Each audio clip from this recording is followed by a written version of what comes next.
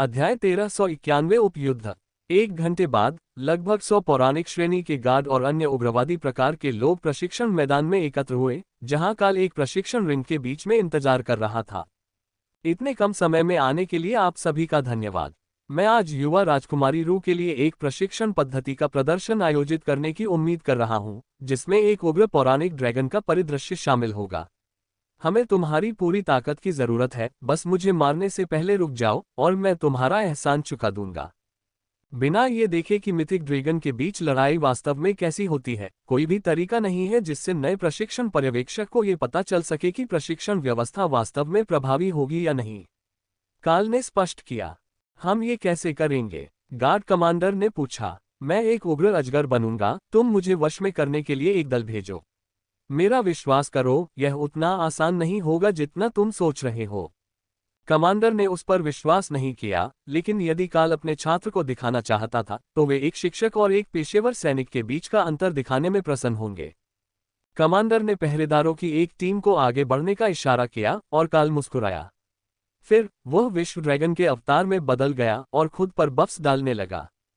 सबसे पहले उसने अपने आकार और ताकत को उन्नत किया, फिर उसने अनंत बिजली को सक्रिय किया, फिर वह ऊपर हवा में उड़ गया। गार्ड द्वारा उसे शारीरिक रूप से नियंत्रित करने के पहले प्रयासों को चकमा दे दिया। प्रशिक्षण क्षेत्र के भीतर हवाई क्षेत्र की मात्रा सीमित थी, लेकिन काल उड़ने की कोशिश नहीं कर रहा था।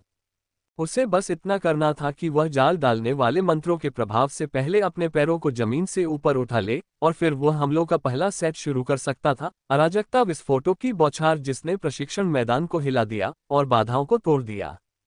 गार्डों ने पूरी ताकत से जवाब दिया, क्योंकि उन्हें एहसास हो गया था कि काल उन पर नरमी नहीं बरतेंगे और हल्का प्रदर्शन नहीं करेंगे। उन हमलों से टोटेम रैंक वाले एक गार्ड की मौत हो सकती थी, और बैरियर गिरने के बाद एक से ज्यादा गार्डों को भी उनसे नुकसान पहुंच सकता था।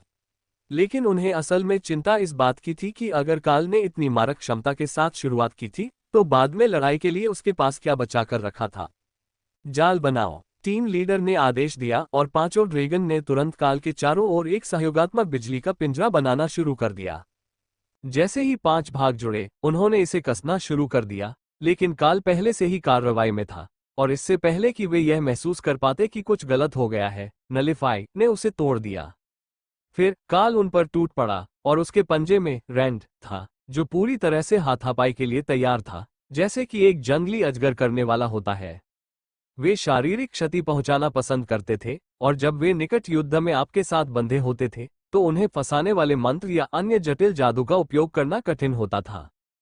टीम लीडर अपने पंखों का उपयोग करते हुए लड़ाई से कुछ दूरी बनाने के लिए पीछे की ओर उड़ गया, क्योंकि काल ने छाती की ऊंचाई पर पंजे मारे, लेकिन वह बाल बाल बच गया।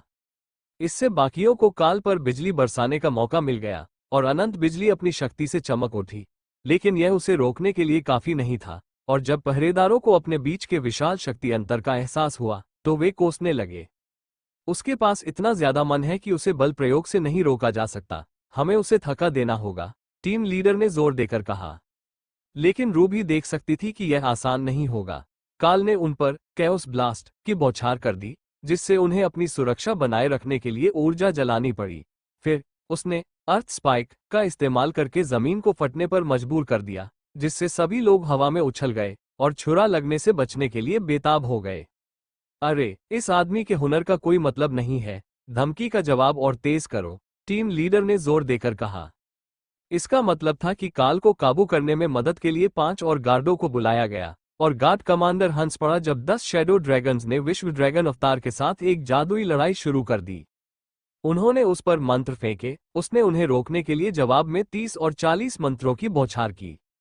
ये बिल्कुल भी काम नहीं करने वाला था, लेकिन यदि वे जाल बनाते समय आक्रमण करते और कोई उनके निकट होता जिससे वे जादुई रूप से उन्नत ड्रैगन को पकड़ पाते, तो एक मौका था। सबसे बड़े गार्ड ने काल को पकड़ लिया तथा उसे पकड़ लिया, तथा वे रक्षात्मक अवरोधों से टकराने लगे तथा एक दूसरे पर विजय पाने का प्रयास करने लगे, ताकि काल दूसरों के हमलों के खिलाफ अपनी रक्षा में कोई कमी न आने दे। फिर जाल बन गया और काल के पास 2 विकल्प बचे, एक विशाल शून्यीकरण प्रभाव दिखाएं जो सभी पारंपरिक तर्क को भ्रमित कर देगा, या खुद को पकड़वा देगा। सबसे पहले उन्होंने तीसरा तरीका आजमाया, एक कैओस ब्लास्ट, जो निकट लड़ाकू को दूर फेंक देता था और जाल को हिला देता था, जिससे हमलों की पूरी लहर खत्म हो जाती थी। लेकिन हमलावरों ने इतना जादू कर दिया कि जाल आसानी से पकड़ में आ गया और काल जमीन पर गिर पड़ा। उसके पंख उसके शरीर से सटे हुए थे। उन्हें चकमा देने के लिए काल वापस टेंगू में बदल गया और जाल के एक छेद में अपना हाथ डाल दिया ताकि वो दूर जा सके। पहरेदार इस हरकत पर हंसे और फिर गालियां देने लगे जब काल ने उनके हमलों को रोकने के लिए एक विघटन दीवार खड़ी कर दी। काल ने उन्हें प्रणाम किया, जिससे पता चला कि ड्रैगन के पकड़े जाने के बाद लड़ाई समाप्त हो जाएगी, और रू ने उत्साहपूर्वक ताली बजाई। ये तो अद्भुत था। क्या यही अंतर है एक सामान्य संविधान और एक महाकाव्य ग्रेट संविधान में? उसने पूछा। कुछ हद तक, हाँ। मेरे पास और भी कई फायदे हैं, लेकिन मेरे पास जो मन और शक्ति है वो किसी मिथिक ड्रैगन के लिए भी असामान्य मानी जाती है। काल ने सहमति जताई। इसीलिए कोई भी अवतारों से खिलवाड़ नहीं करता। हम सबके पास कुछ न कुछ तो है ही। डकारियन ने सहमति जताई। फिर उसने रू को आंख मारी। आमतौर पर जवाब सिर्फ जबरदस्त जादुई शक्ति नहीं होती, लेकिन मैं तुम्हें यकीन दिला सकती हूँ कि हम कम से कम कुछ हद तक प्रभावशाली जरूर है। रू खिलखिलाकर हंसी। मुझे तुम्हारी बात पर यकीन है, लेकिन मैं पहचानती हूँ कि उनमें से कुछ तरकीबें कारा की हैं। ये सारे कैओस ब्लास्ट जरूर उसी की देन है। अध्याय 1392 आसान नहीं है। मुझे संदेह है कि पूरी ताकत से काम लेने का ये तरीका अभी भी बहुत संयमित है, लेकिन मुझे लगता है कि रू को इसका मतलब समझ आ गया है, गार्ड कमांडर ने मजाक में कहा। राजकुमारी प्रशिक्षण क्षेत्र को एकटक देख रही थी और उसके चेहरे पर श्रद्धा के भाव थे। मिथकों के प्रशिक्षण स्थल के चारों ओर की बाधाओं ने उनकी अधिकांश आभाओं और उमड़ती ऊर्जा को अवरुद्ध कर दिया, लेकिन फिर भी लड़ाई ने जमीन को हिला दिया, हवा को स्थैतिक बना दिया और हवा में मन को इतनी मजबूती से विकृत कर दिया कि ऐसा लगा जैसे दुनिया खत्म होने वाली है। ये कमाल का था। बिना किसी गंभीर चोट के किसी लक्ष्य को एक साथ मिलकर मार गिराना एक बहुत बड़ा काम है। जैसे उन पर सिर्फ हमला करना ही काफी आसान लग रहा था, लेकिन किसी को जिंदा पकड़ना बिल्कुल भी आसान नहीं था, रू ने खुशी से कहा। गार्ड्स मुस्कुराए जब उन्हें एहसास हुआ कि उसने स्थिति को गलत समझा था। ऐसा नहीं था कि वे काल को सिर्फ जाल से वश में करने की कोशिश कर रहे थे।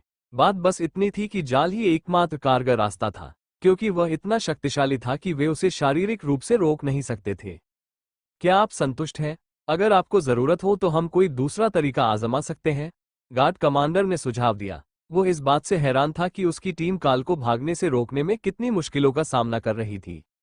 उनकी रणनीति के इस नए ज्ञान के साथ दूसरी बार यह और भी कठिन होगा, और यह उनके कौशल के लिए अच्छा था। नहीं, मुझे लगता है कि मैं मूल बातें समझ गया हूं।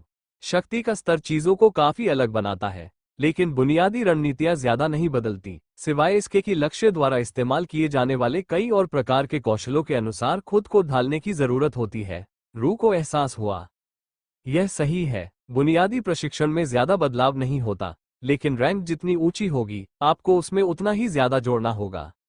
ऐसा कोई क्षेत्र नहीं है जिसे आप अनदेखा कर सकते हैं, क्योंकि आप निश्चित रूप से किसी ऐसे व्यक्ति से मिलेंगे जो उस कौशल का उपयोग कर सकता है जिसे आपने अनदेखा किया है, उन्होंने स्पष्ट किया। शायद गार्ड कमांडर हमारे बाकी दौरे में हमारे साथ शामिल होना चाहेंगे, काल ने पूछा। ओह, ये तो कमाल का आइडिया है। वो मुझे सब कुछ बता सकता है कि उन्होंने किस ट्रेनिंग का चुनाव कैसे किया। कोई भी इसे रिकॉर्ड नहीं करता, वे सिर्फ आखिरी फैसला ही रिकॉर्ड करते हैं, रू ने शिकायत की।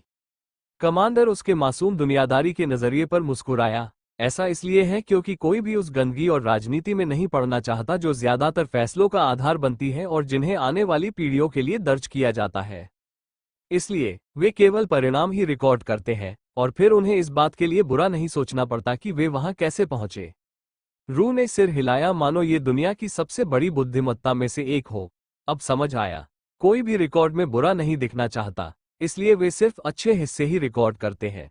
लेकिन जब आपको असली जवाब चाहिए हो या किसी समस्या में मदद चाहिए हो, तो क्या ये तकलीफदेह नहीं होता? कमांडर ने कंधे उचका दिए। इसलिए आप लोगों से सीधे पूछिए और लिखित रिकॉर्ड पर निर्भर मत रहिए। एक बात जो हम अच्छी तरह जानते हैं वो ये है कि हम रिपोर्ट किसने बनाई ये दर्ज कर लेते हैं। इसलिए अगर आप उन्हें या किसी ऐसे व्यक्ति को ढूंढ पाए जो वहां मौजूद था, तो आप इस पीढ़ी में घटी घटनाओं का विवरण भर सकते हैं।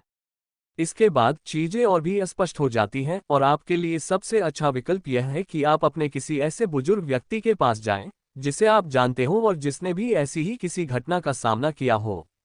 उन्होंने संभवतः वैसा ही किया होगा जैसा उस व्यक्ति ने किया जिसके बारे में आप सोच रहे हैं। छोटी छोटी बातों पर रू का सारा ध्यान था, लेकिन रू पर बाकी सबका ध्यान था। आज महल में उसकी उन्नति और उसके फैशन सेंस की चर्चा थी, और क्राउन प्रिंस लुकास की पत्नी मिल्ड्रेड इस गौरव का आनंद ले रही थी। उसे पूरे परिवार और हरम के अलावा सामाजिक आयोजनों में शायद ही कभी आमंत्रित किया जाता था, लेकिन रू और कारा आज उसे अपने साथ ले जाने के लिए खुश थे, जिससे उसे एक नखरेबाज बच्चे से निपटने से थोड़ी राहत मिल रही थी। क्यों न मैं तुम्हारे कमरे में नाश्ता भिजवा दूं? एक बार जब हम राउंड खत्म कर लेंगे तो हम आराम से आराम कर सकते हैं, जबकि पुरुष पुरुषों वाली बातें करेंगे। मिल्ड्रेड ने सुझाव दिया। ओह, ये तो बहुत बढ़िया होगा। दोपहर की ट्रेनिंग से पहले मेरे शेड्यूल में थोड़ा समय है, इसलिए सिर्फ हम ही होंगे। रू ने सहमति जताई। मिल्ड्रेड ने एक नौकरानी को बुलाया और उसे धीरे से निर्देश दिए, फिर वह कैरा और रू के साथ महल के कर्मचारियों के अगले समूह की ओर चली गई, जिसका निरीक्षण उसे आज करना था ताकि वह उनके प्रशिक्षण के तरीकों को समझ सके। वास्तव में पुरुष ही प्रभारी थे। रू केवल एक प्रशिक्षु थी, जबकि मिल्ड्रेड और कारा केवल सुरक्षा और दर्शक के रूप में साथ चल रही थी। अगले कुछ समूह जिन्हें वे देखने गए, वे केवल महल के नौकर थे। कुछ भी खतरनाक या रोमांचक नहीं था, केवल रू के लिए यातना थी, जिसे अपने दोस्तों के साथ खेलने जाने से पहले अपना काम खत्म करना था। इसलिए जब उन्होंने एक नौकरानी को यह सुनिश्चित करने के लिए भेजा कि भ्रामक डोमेन बगीचे में उनके लिए सब कुछ तैयार है, जिसे काल ने रू के प्रशिक्षण के लिए स्थापित किया था, तो उनके दिमाग में केवल नाश्ते की ही बात थी। रू ने अभी अपने कमरों की ओर अंतिम मोड़ लिया ही था कि एक बड़े विस्फोट ने महल को हिला दिया। पत्थर बाहर की ओर फट गया, लेकिन कैरा की त्वरित प्रतिक्रिया से वह रुक गया, क्योंकि महल का पूरा हिस्सा चकनाचूर हो गया। तभी छत गिरने लगी और सब कुछ अंधेरा हो गया। काल guard commander Berry, crown prince Lucas और कुछ अन्य लोगों के साथ थे। विस्फोट के समय जिस अंतिम समूह का उन्होंने निरीक्षण किया था, उसके नौकरों की संख्या। महल। एक क्षण के लिए उसे कैरा के आश्चर्य का एहसास हुआ, फिर बेजा का आक्रोश। क्या हुआ? सब ठीक तो है? कारा के जवाब देने से पहले कुछ देर तक रुका रहा।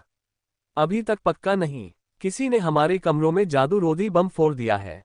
महल मेरे ऊपर गिर गया है और मुझे ठीक से पता नहीं है कि रूए और मिल्ड्रेड कहाँ हैं, लेकिन वे आसपास ही होंगी। यही वो पल था जब बेरी को एहसास हुआ कि आखिर हुआ क्या था। लेकिन उसकी पहली प्रतिक्रिया उन 3 महिलाओं या उस विंग के कर्मचारियों के लिए नहीं थी। लाइब्रेरी। अगर उन्होंने आपके कमरों को निशाना बनाया तो लाइब्रेरी सिर्फ 2 मंजिल नीचे है। वह हौंफने लगा। नीले ड्रैगन की अपनी प्राथमिकताएं थीं। अध्याय 1393। शांत रहो और आगे बढ़ो। कैरा की संवेदनशील नाक ने उसे जल्द ही बता दिया कि वह अपने युवा बच्चे से ज्यादा दूर नहीं है। उन्होंने जो अवरोध खड़ा किया था वो पूर्ण गुंबद जैसा नहीं था जैसा कि होना चाहिए था, लेकिन उन्होंने यह उम्मीद नहीं की थी कि किसी में हमले के दौरान रॉयल पैलेस को उड़ाने का साहस होगा। इसलिए जब पतन हुआ तो उनके और कमरे के बीच केवल एक अवरोध था। हालांकि काल ने आपात स्थिति के लिए हर समय रुए पर एक अनंत बिजली की दीवार खड़ी कर रखी थी, एक एहतियाती उपाय जो अब काम आ रहा था। कारा ने अपने रूप बदलते हुए डिसइंटीग्रेट को अपने पंजों पर पहना और मलबे में उस दिशा में खुदाई शुरू कर दी जहां उसकी इंद्रियां कह रही थी कि उसे रूह मिलेगी। ऐसा होना ही था। वह अब भी काल के जादू की खुशबू सूंघ सकती थी और उसे नजरअंदाज करना नामुमकिन था। कैरा को एहसास हुआ कि रूह उससे कुछ ही मीटर की दूरी पर थी। फर्श ढह गया था, जिससे रूह और मिल्ड्रेड नीचे वाले कमरे में गिर गए थे, जबकि इमारत ढह गई थी। इस तबाही के कारण कमरे का ज्यादातर हिस्सा सही सलामत बचा था, बस एक हिस्सा ही दबाव में ढह गया था। इसलिए जब कारा ने जमीन से रास्ता बनाया तो उसने बाकी दोनों को एक कोने में दुबके हुए पाया, बिल्कुल सही सलामत लेकिन बहुत तनाव में। कारा ने रूह को अपनी नाक से धक्का दिया क्योंकि वह बिज्जू की तरह बोल नहीं पा रही थी और घबराई हुई ड्रैगनकिन चीख पड़ी। हाँ, वह अंधेरे में नहीं देख सकती थी। कैरा की हंसी से रूह को तुरंत पता चल गया कि वह कौन है और उसने उस रोएदार बदमाश को अपनी बाहों में भर लिया। हमें लगा कि तुम मर गए हो। पूरा गलियारा ढह गया और तुम मलबे में दब गए। वह रो पड़ी। कैरा ने अपना रूप बदला और राजकुमारी को गले लगा लिया। मैं ठीक हूँ। उस बैरियर को पार करना बहुत मुश्किल है। मिल्ड्रेड कैसी है? कारा ने पूछा। उसकी पत्नी अंधेरे में मुस्कुराई। बस थोड़ी सी चोट लगी है। हो सकता है मुझ पर कोई बैरियर न लगा हो, लेकिन मेरे पास बचाव के लिए कुछ चीजें जरूर हैं। सवाल यह है कि किसी को हमें ढूंढने में कितना समय लगेगा। दरवाजा मलबे से बंद है, रोशनी नहीं है, यानी हवा का आना जाना बहुत कम है। इसलिए यदि हम यहाँ बहुत लंबे समय तक रहे तो हमारा दम घुट जाएगा।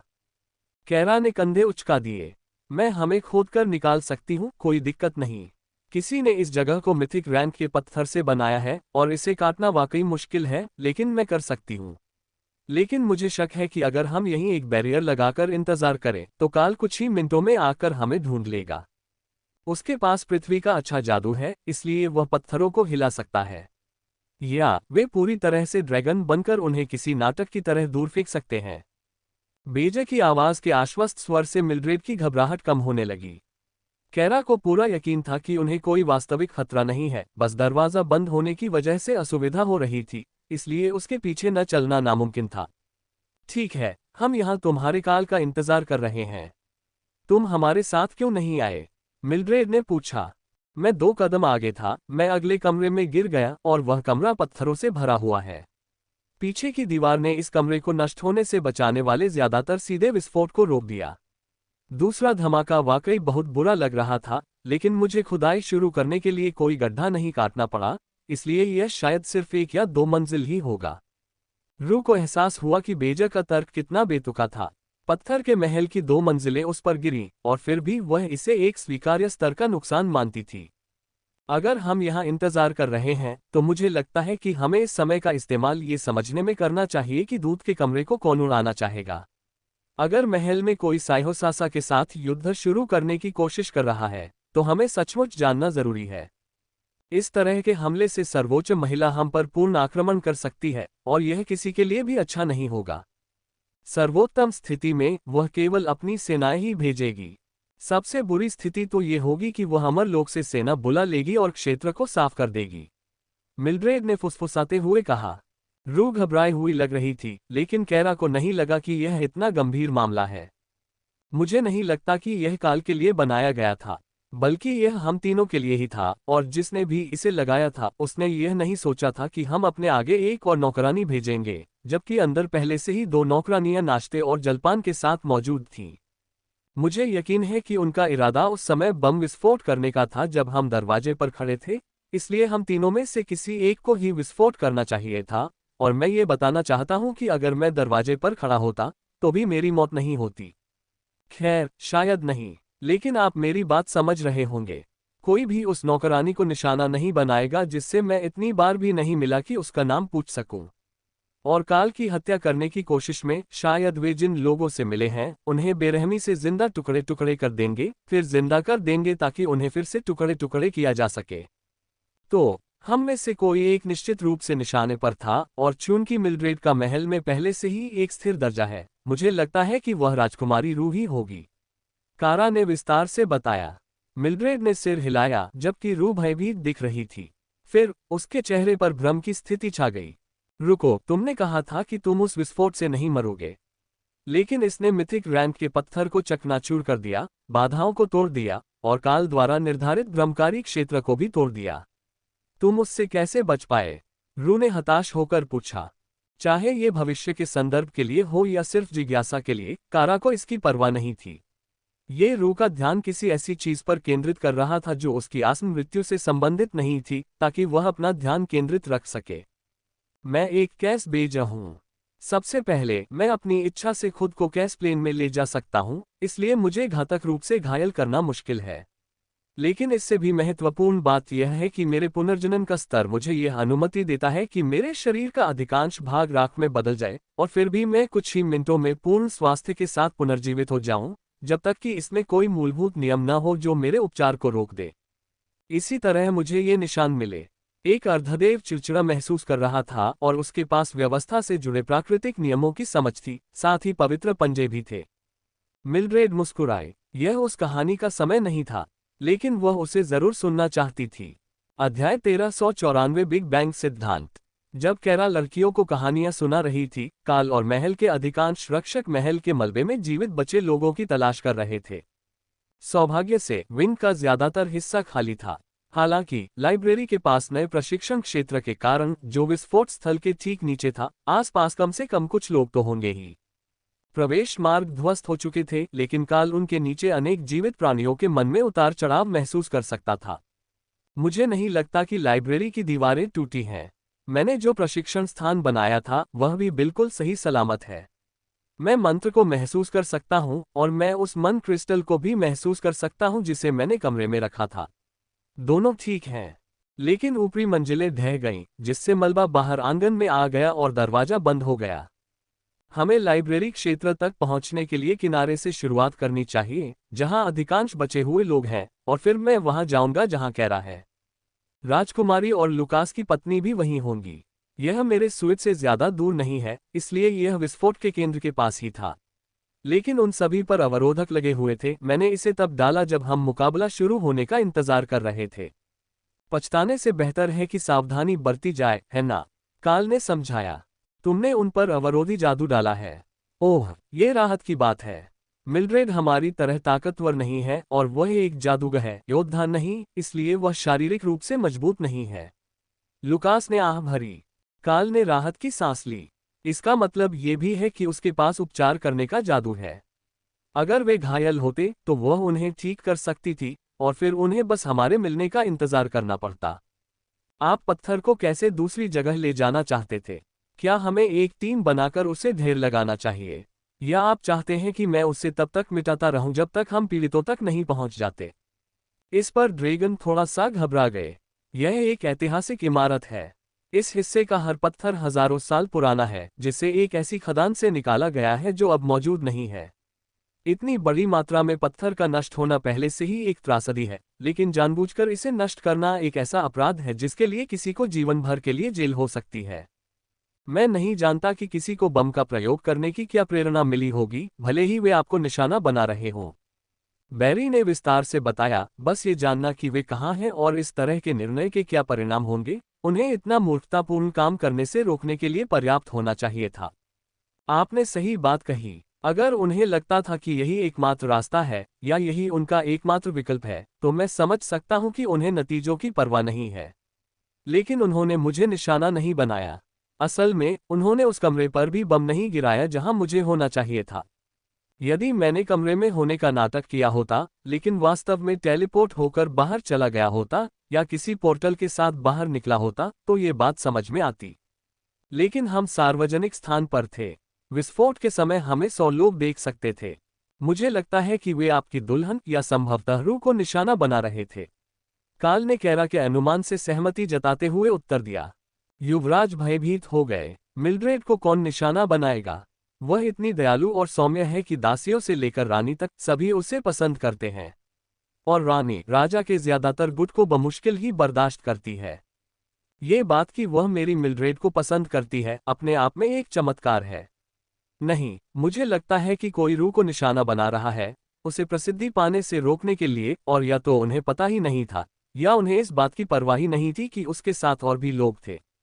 स्टाफ की तो बात ही छोड़िए, आज उनमें से कितने लोग खो गए।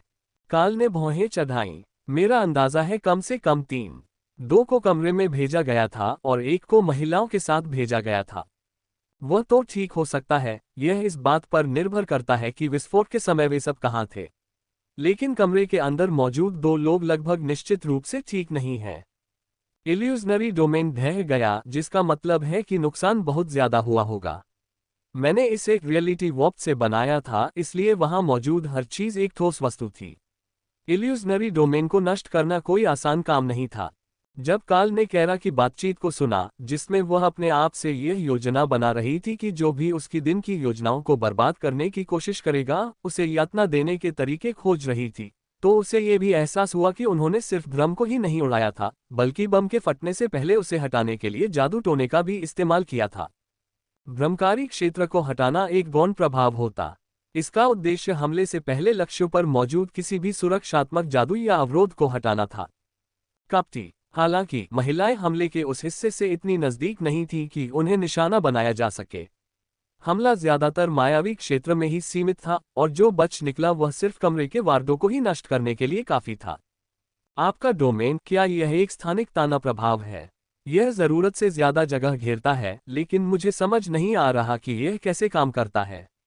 राजकुमार ने पूछा और वे घटनास्थल की ओर दौड़ पड़े। कुछ यह अंतरिक्ष तत्व नहीं है, बल्कि यह उस क्षेत्र को वास्तविकता से आंशिक रूप से अलग कर देता है। अगर आप असुरक्षित किनारे से बाहर निकलेंगे तो आप वहीं पहुंच जाएंगे जहां आपको वास्तविकता में होना चाहिए था। इसीलिए मैंने बाहर एक अवरोध लगा दिया। अगर मैं ऐसा नहीं करता तो हो सकता था कि लोग वहां से निकलकर किसी और के कमरे में पहुंच जाएं। इससे आपके बहुत ज्यादा नए दोस्त नहीं बनेंगे और निश्चित रूप से अच्छे तरीके से नहीं। लेकिन इस मामले में ये बचने की कुंजी हो सकती है। देखिए, अगर समय गलत है और विस्फोट से पहले ही भ्रम को तोड़ दिया गया है, तो संभावना है कि विस्फोट के समय मौजूद लोग वास्तव में जीवित बचे हों। कई कमरे दूर यदि वे उड़ रहे थे तो वे बाहर दिखाई दिए होंगे, लेकिन अधिक संभावना यह है कि वे इस स्तर पर या इसके नीचे वाले स्वीट्स में से किसी एक में थे, क्योंकि बगीचे का स्तर निचला है। काल ने विस्तार से बताया। बचावकर्मियों ने राहत की सांस ली। हालांकि बहुत कम ही सही, लेकिन इस बात की संभावना थी कि कुछ लोग बचे हों, और उन्होंने शाही परिवार के किसी सदस्य के अलावा अज्ञात संख्या में अन्य कुलीनों, कर्मचारियों और मेहमानों को आतंकवादी हमले में नहीं खोया हो। अध्याय 1395 बचाव दल। बचावकर्मी विस्फोट स्थल की ओर उमड़ पड़े। हर कोई मदद के लिए उत्सुक था और इसका मतलब था कि किसी को उन्हें संगठित करने की आवश्यकता थी। उस समय महल के रक्षक बचाव अभियान चलाने की स्थिति में नहीं थे, क्योंकि उनका ध्यान इस विंग में तैनात अपने सदस्यों के स्थान पर केंद्रित था।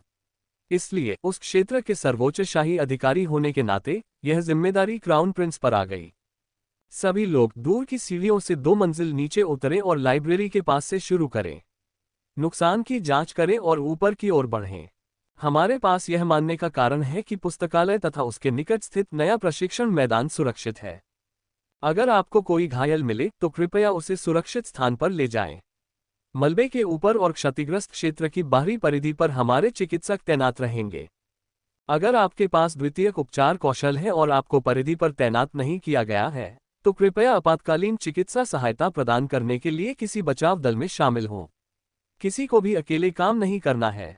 अपने साथ एक साथी बनाएं और कम से कम 2 लोगों के समूह में जाएं। यदि आपको कोई जीवित व्यक्ति मिल जाए तो किसी एक को उस क्षेत्र को स्थिर करना होगा, जबकि दूसरा व्यक्ति ये तय करेगा कि उसे और अधिक नुकसान पहुंचाए बिना बाहर निकालने का सबसे अच्छा तरीका क्या होगा। उन्होंने घोषणा की। उसके बोलने से पहले ही कई ड्रैगन भाग गए थे। उन्होंने ये सब पहले भी सुना था, हालांकि महल पर हमले के संदर्भ में नहीं। हालांकि राष्ट्र कभी कभार प्राकृतिक आपदाओं से पीड़ित था और पुराने ड्रैगन में से किसी ने भी कम से कम कुछ भूकंप और संभवतः सुनामी या ज्वालामुखी विस्फोट भी देखे थे। काल ने पत्थरों के ढेर पर एक जगह की ओर इशारा किया। अगर हम वहीं से शुरू करें तो हम उन महिलाओं के सबसे करीब पहुंच जाएंगे। मैं अभी भी कैरा की स्थिति समझ पा रहा हूं, और हालांकि महल ढह गया था, फिर भी वह ठीक लग रही है। यदि हम उसे ढूंढ लेते हैं तो हम अन्य लोगों को भी शीघ्र ही ढूंढ लेंगे और तब हमें इस बारे में कुछ उत्तर मिल जाएगा कि क्या हुआ था। अन्य लोगों ने उसकी बात पर विश्वास कर लिया, क्योंकि सिस्टम के माध्यम से एक लिंक उनके अनुमान से अधिक सटीक था कि विस्फोट के समय सभी लोग कहाँ थे, या यदि वे भ्रमकारी क्षेत्र के टूटने से विस्थापित हो गए थे तो वे कहाँ पहुंच गए थे। हालांकि कार्य की प्रकृति को देखते हुए लुकास ने फिर भी 1 दर्जन से अधिक गार्डों को क्षेत्र को साफ करने में मदद करने के लिए बुलाया। पत्थर को स्थिर स्थानों पर ले जाया गया जिन्हें जांचा गया था, या नीचे आंगन में ले जाया गया। किसी भी तरह से सब कुछ पुनः निर्मित और पुनर्निर्मित करने की आवश्यकता थी, इसलिए हेज गार्डन पर पत्थर जमा करने में कोई वास्तविक नुकसान नहीं था, जब तक कि वे फव्वारों को तोड़ न दें। वे महल के निर्माण के समय की प्राचीन वस्तुएं थीं, और लापरवाह निर्माण कार्य के कारण उन्हें खोना एक त्रासदी होगी। हमारे ऊपर कितनी मंजिलें हैं? काल ने महल के लेआउट से अपरिचित होकर पूछा। सिर्फ 2। आप सबसे ऊपर थे और मलबे का वह हिस्सा आपका आंगन हुआ करता था। वहां पहले से ही टीमें मौजूद हैं, क्योंकि विस्फोट का स्रोत यही है, लेकिन ये जल्दी नहीं होगा। उनका ज्यादा ध्यान कारण का पता लगाने और अपराधी के निशान ढूंढने पर है, क्योंकि उन्हें विस्फोट के इतने पास किसी के जीवित बचे होने की उम्मीद नहीं है। लुकास ने बताया। उसकी बात सही थी। महल की दीवारों को बनाने वाले ज्यादातर बड़े बड़े पत्थर के टुकड़े बजरी और धूल में तब्दील हो चुके थे। विस्फोट ने कुछ भी नहीं छोड़ा था। मजदूरों ने जल्दी से पत्थर को एक तरफ हटा दिया और उस जगह की ओर खुदाई शुरू कर दी जहां काल ने उन्हें राजकुमारी मिलने की बात कही थी। यह एक संगठित टीम का काम था, जिससे काल उनकी पेशेवरता से बेहद प्रभावित हुए, कम से कम तब तक जब तक उसने उन्हें बात करते नहीं सुना। हमें रू को जिंदा ढूंढना चाहिए यार। मतलब वो थोड़ी बेवकूफ है, लेकिन अगर राजा को पता चल गया कि किसी ने उसकी हत्या कर दी है, तो आज शिफ्ट में मौजूद किसी भी आदमी को नहीं बख्शा जाएगा। उनमें से एक ने फुसफुसाते हुए कहा। सिर्फ आज ड्यूटी पर मौजूद लोगों की ही नहीं, उनसे संपर्क करने वाले हर व्यक्ति की जांच होगी। आखिर कोई गार्ड को बताए बिना ऐसा कैसे कर सकता है? उसके सहकर्मी ने जवाब दिया। दोनों ड्रैगन ने पत्थर को सावधानीपूर्वक दूसरी जगह रखते हुए आह भरी और फिर मदद के लिए पुकार सुनकर वे स्तब्ध रह गए। महाराज, मुझे एक आवाज सुनाई दे रही है। उत्तर दिशा में, ऐसा लग रहा है कि वह कुछ दूरी पर है और इसी तल पर। गड्ढे के नीचे से एक पहरेदार ने आवाज दी। जाओ उन्हें ढूंढो, बस उस अस्थिर पत्थर से सावधान रहना। राजकुमार लुकास ने सहमति जताई। तभी उनके पैरों तले जमीन हिली, मानो उनकी चेतावनी की पुष्टि हो रही हो। लेकिन ये कोई धमाका नहीं था। वे उस कमरे के ऊपर ढही हुई जमीन से बस एक पत्थर की दूरी पर रुके थे जिसमें कारा और बाकी लोग थे, और बेजा का धैर्य जवाब दे गया था। मैं भी उनकी आवाज सुन रही हूँ। मुझे लगता है कि ये हमारी ड्यूटी पर तैनात नौकरानियों में से एक है। इन दोनों को मलबे से बाहर निकालने में मेरी मदद करो, मैं खुदाई करूंगी। उसने जिद की। मैडम, ये पत्थर एक अवशेष है। कृपया हो सके तो इसमें छेद न करें। गार्ड ने जवाब दिया। तुम पत्थर के बारे में चिंतित हो। मैं 10 सेकंड में जीवित बचे व्यक्ति तक पहुंच सकती हूं। हम बस तुम्हारा इंतजार कर रहे थे ताकि हम बिना बेहोश हुए निकल सकें। कैरा ने शिकायत की। हम ये सुनिश्चित करेंगे कि संरचना को अतिरिक्त क्षति पहुंचाए बिना बचे हुए लोगों को समय पर बचा लिया जाए। महल का ये भाग पहले से ही अस्थिर है और हमें चिंता है कि और अधिक क्षति होने पर पत्थर के खिसकने से निचली मंजिलें ढह जाएंगी और इससे पुस्तकालय की सामग्री को नुकसान हो सकता है या नए प्रशिक्षण क्षेत्र से वर्तमान में निकल रहे लोग फंस सकते हैं। कैरा ने आह भरते हुए मिल्ड्रेड को उठाया और फिर रू को अपनी बाहों में उठाकर नष्ट हो चुके कमरे से बाहर निकल गई। ठीक है, अपने तरीके से करो, लेकिन अगर वह हताश होने लगे तो मैं आकर उसे किसी भी तरह ले जाऊंगी। कैरा ने चेतावनी दी। समझ गया मिस। रू ने कैरा के लहजे पर ध्यान दिया। हो सकता है कि वह सख्त हो, लेकिन जब वह बोलती थी तो लोग सुनते और मानते थे। ये भी एक ऐसी बात थी जो उसे सीखने की जरूरत थी। जितनी जल्दी वह इसमें महारत हासिल कर लेगी, उतनी ही जल्दी वह बदला लेना शुरू कर सकेगी। न सिर्फ अपने बचपन का, बल्कि आज हमले में मारे गए लोगों का भी। अध्याय 1396। अब हम कहाँ रुकेंगे? हमारे दोनों कमरे उसी विंग में थे।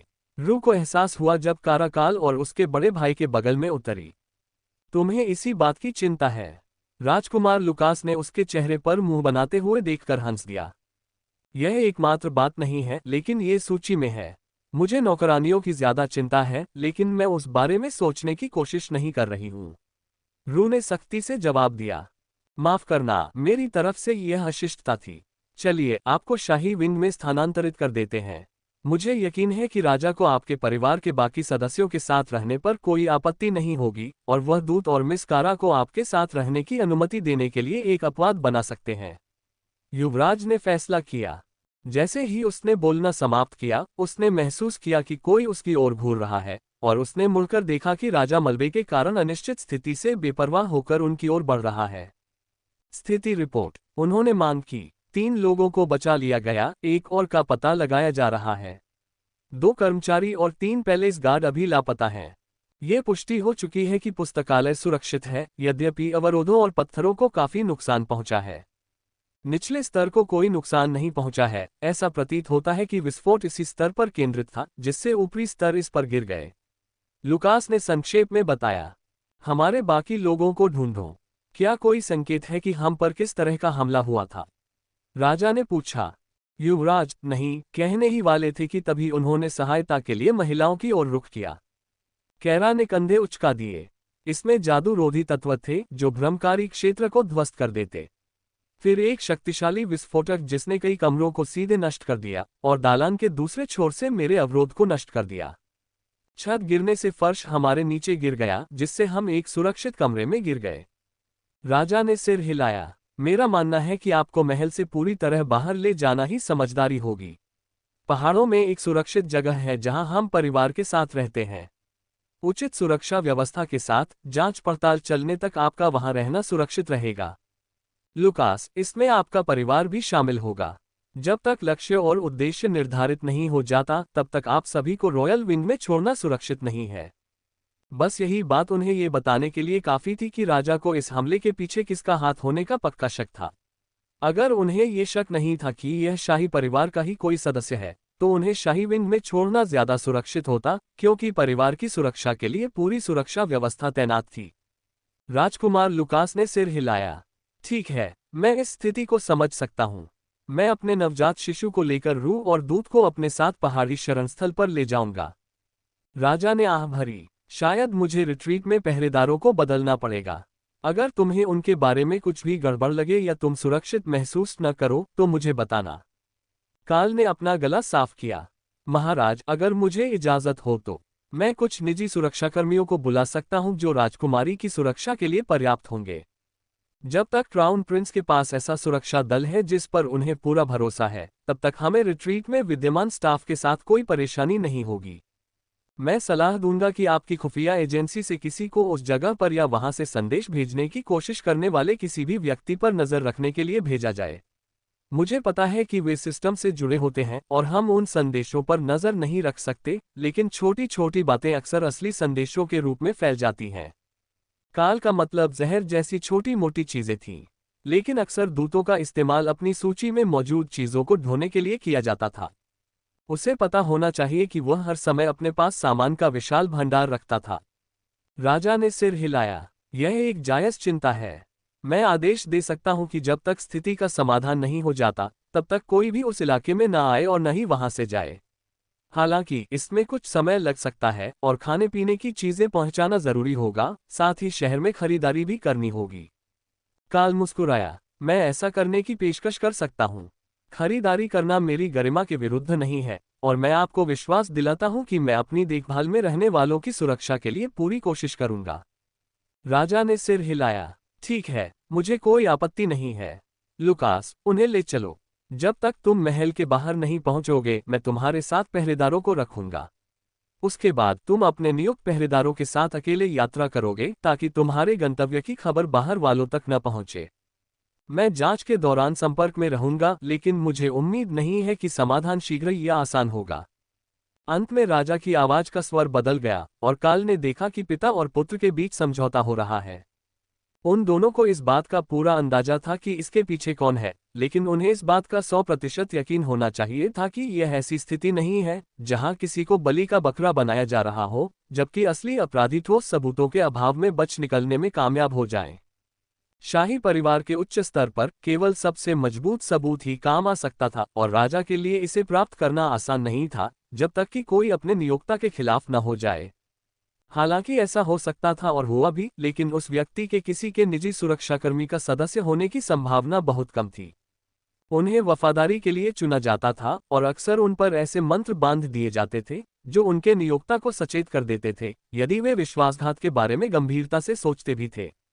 लेकिन इससे भी बढ़कर, अगर वे गार्ड या गिल्ड के सदस्य के रूप में सिस्टम से जुड़े होते, तो अगर वे विश्वासघात करते तो उन्हें अपने ही लोगों पर हमला करने के लिए चिन्हित किया जाता और कोई भी गिल्ड उस ध्वज वाले व्यक्ति को स्वीकार नहीं करता।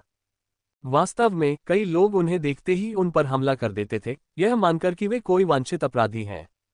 डार्कलाइट होस्ट को काल के समय में ऐसी घटना का सामना कभी नहीं करना पड़ा था, लेकिन उसने एलायंस के कई सदस्यों से इसके बारे में सुना था। आमतौर पर किसी दूसरे गिल्ड की बदनामी के तौर पर किसी सदस्य के लिए ऐसा जोखिम उठाने के लिए आपको कुछ बहुत ही आपत्तिजनक करना पड़ता था, जब तक कि वह पूरी तरह से पागल न हो। अध्याय 1397 स्टेज से बाहर निकले बाएं। इससे पहले कि महल में कोई भी यह समझ पाता कि क्या हुआ है, युवराज लुकास और काल पहले ही महल से बाहर एक छोटे जुलूस का नेतृत्व कर रहे थे। उनके साथ एक दर्जन गार्ड, युवराज के कक्ष से 4 नौकरानियां तथा एक बूढ़ा गाड़ीवान था जो उस समय महल से बाहर भेजे जाने से कुछ अधिक ही नाराज दिख रहा था जब चीजें दिलचस्प होने लगी थीं। लेकिन उन्हें पूरी कहानी नहीं बताई गई, केवल इतना बताया गया कि युवराज की नवजात बच्ची को अपने प्रारंभिक विकास के लिए शांत वातावरण की आवश्यकता है और महल के जीर्णोद्धार के दौरान वह वातावरण उपलब्ध नहीं होगा। उन्हें यह भी नहीं पता था कि वे हमले का लक्ष्य थे, या ये भी नहीं पता था कि यह हमला था। प्रशिक्षण के दौरान कोई दुखद दुर्घटना नहीं थी। हर कोई जानता था कि उस विंग में एक नया प्रशिक्षण क्षेत्र है, लेकिन उनमें से किसी को भी अभी तक ये नहीं पता था कि प्रशिक्षण क्षेत्र सही सलामत और कार्यात्मक है, समस्या का स्रोत नहीं है। हम सीधे उड़कर क्यों नहीं गए? ये बहुत तेज होता, राजधानी से बाहर निकलते ही कारा ने पूछा। क्योंकि हमारे पास एक बच्चा है। अपने शुरुआती कुछ महीनों में वे ठंडे तापमान और ऊंचाई पर ठीक से नहीं रह पाते, लुकास ने उसे बताया। सच में, मुझे यह नहीं पता था। हम उसे गर्म रख सकते हैं और काल इतना बड़ा है कि गाड़ी को अपने पंजों में उठा सकता है। कारा ने सुझाव दिया। एक विश्व ड्रैगन द्वारा एक नवजात छोटी राजकुमारी के लिए गाड़ी ले जाने का विचार ही ड्राइवर के चेहरे पर मुस्कान लाने के लिए पर्याप्त था। मुझे नहीं लगता कि रैप्टर्स इतनी अच्छी तरह से उड़ान भर पाएंगे। वे उड़ने के बहुत बड़े शौकीन नहीं हैं। उन्होंने सरीसृपों की ओर इशारा करते हुए मजाक किया। अच्छी बात है। खैर, कम से कम हम काल से इन्हें बेहतर तो करवा सकते हैं ताकि यह इतना धीमा न हो। कारा ने फैसला किया। क्या आप जल्दी में हैं? ड्राइवर ने पूछा। उसे आश्चर्य हुआ कि वह अनजान लड़की इतनी अधीर क्यों है। नहीं, वह आसानी से ऊब जाती है और पैदल चलने से उसे हर समय निराशा होती है। काल ने मजाक किया। फिर से जवान हो जाना। खैर, अगर तुम चाहो तो गाड़ी के साथ उड़ सकते हो, लेकिन तुम्हें बहुत चक्कर लगाने पड़ेंगे, ड्राइवर ने सुझाव दिया। कैरा ने सिर हिलाया। नहीं, कैस बेजर तो आसानी से पहचाना जा सकता है, और असल मकसद तो यही है कि छुट्टी पर जाकर थोड़ी देर के लिए परेशान न हो। यदि सभी लोग देख लेंगे कि हम कहाँ जा रहे हैं तो वे किसी नए स्थान पर आकर हमें परेशान करेंगे।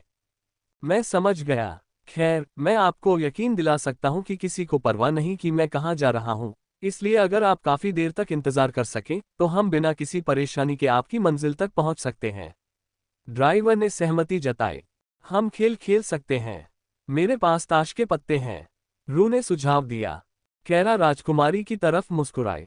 तुमने ये पहले क्यों नहीं बताया? मुझे लोकप्रिय ताश के खेलों का काफी ज्ञान है। अब हम सबसे पहले क्या खेलेंगे? मैं सोच रही हूँ बैकारेट या शायद पोकर। रू ने भौहें चढ़ाई। मैं उन्हें नहीं जानती। गो फिश के बारे में क्या तुम उसे जानते हो?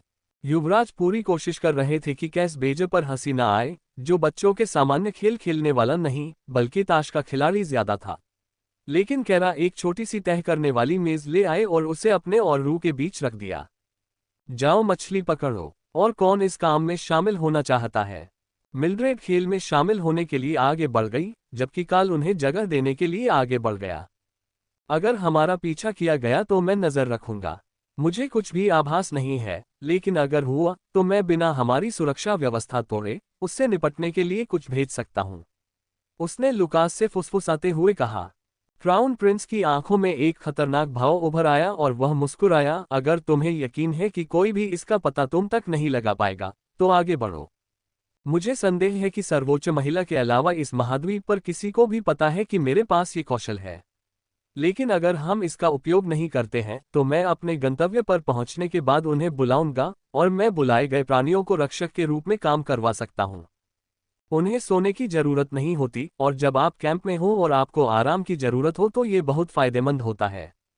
गाड़ी सड़कों पर अच्छा समय निकाल रही थी क्योंकि रैप्टर घोड़ों से कहीं ज्यादा तेज थे, लेकिन 100 किलोमीटर की दूरी होने के कारण उन्हें वहां पहुंचने में पूरा दिन लगना था, जबकि उड़ते हुए ज्यादा से ज्यादा कुछ घंटे लगते।